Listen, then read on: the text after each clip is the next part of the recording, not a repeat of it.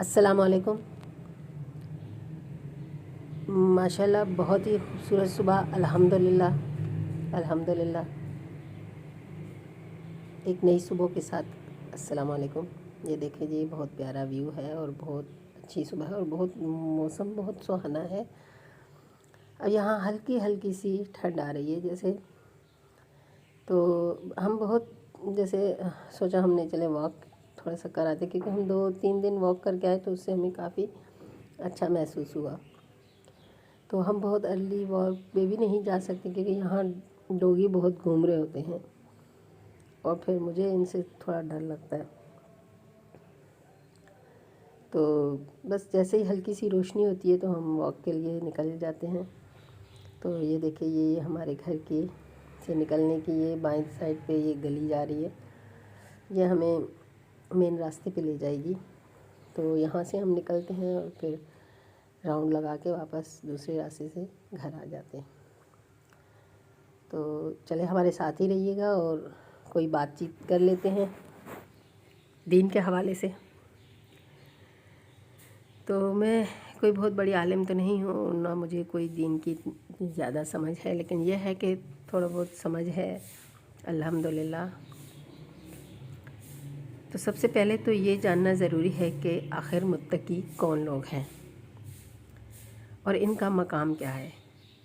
حضرت ابو حریرہ رضی اللہ تعالی عنہ فرماتے ہیں کہ لوگوں نے دریافت کیا، یا رسول اللہ، لوگوں میں سب سے معزز کون ہے؟ تو آپ صلی اللہ علیہ وسلم نے فرمایا، جو سب سے زیادہ متقی ہو۔ معزز وہ ہے جو متقی ہو، اور متقی کون ہے؟ تقویٰ سے متعلق داماد رسول حضرت علی رضی اللہ تعالی عنہ کا ایک قول کتابوں میں مذکور ہے کہ تقویٰ دراصل اللہ تعالیٰ سے ڈرنے، شریعت پر عمل کرنے، جو مل جائے اس پر قناعت کرنے اور قیامت کے دن کی تیاری کرنے کا نام ہے۔ ان دو حوالوں سے سمجھ آتا ہے کہ متقی کون ہے اور متقی کا مقام کیا ہے۔ اللہ پاک نے آیت میں متقی لوگوں کی صفت بیان کی ہے۔ جو بھی نیگیٹو سوچ کے مالک ہیں وہ شیطان کی طرف سے آتی ہیں، اور اگر پازیٹیو سوچ ہے تو وہ اللہ کی رحمت ہے۔ شیطان ہمارا سب سے بڑا دشمن ہے، وہ ہمیں مختلف طریقوں سے تنگ کرتا ہے، ورغلاتا ہے، لیکن ہم قرآن سے جڑ جاتے ہیں تو ہمیں شیطان کی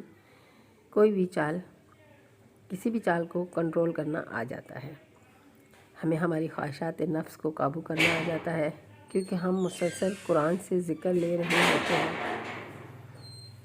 نصیحت لے رہے ہوتے ہیں، اور ہمیں پتہ ہوتا ہے کہ کہاں اللہ نے کیا فرمایا اور ہم نے کس کو قرآن کے مطابق کیسے ہینڈل کرنا ہے۔ ہمارا رشتہ جب قرآن سے مضبوط ہو جاتا ہے تو اللہ رسول صلی اللہ علیہ وسلم سے مضبوط ہو جاتا ہے، اور یہی ذکر، یہی آیات اور نصیحت کو ہم پریکٹیکل یوز کرتے ہیں، اور جب اپلائی کرتے ہیں تو ہمیں پتہ چل جاتا ہے کہ جو سوچ دماغ میں آ رہی ہے وہ شیطان کی طرف سے تو نہیں، کہیں میں شیطان کے بچھائے ہوئے جال میں تو نہیں پھنس گئی۔ آیات ہمیں الارم دیتی ہیں، اور جب ہم انہیں اپلائی کرتے ہیں اور ہمارا ایمان مضبوط ہوتا ہے، اور یہ بات اس کو سمجھ آتی ہے جو اسے ایکسپیرینس کرتا ہے، جو ذکر لیتا ہے اور اس پر عمل کرتا ہے۔ جب بھی شیطان ورغلائے یا کوشش کرے تو 30 سیکنڈ کے اندر اس کو ذکر سے ختم کر دو۔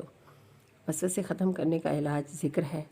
قرآن ہر جگہ رہنمائی کرتا ہے، جو بھی اسے تھام لیتا ہے ہم قرآن کو چھوڑ دیتے ہیں، اور قرآن ہمیں نہیں چھوڑتا۔ ہمیں قرآن کی ضرورت ہے، قرآن کو ہماری ضرورت نہیں ہے۔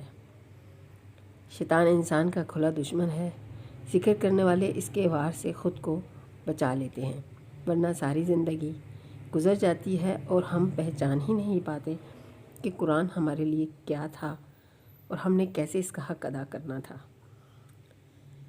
اللہ ہم سب کو قرآن کو پڑھنے، اس کو سمجھنے، اس پر عمل کرنے کی توفیق عطا فرمائے، اور ہمیں قرآن کو ہمیشہ کے لیے تھام لینے کی سعادت نصیب عطا فرمائے۔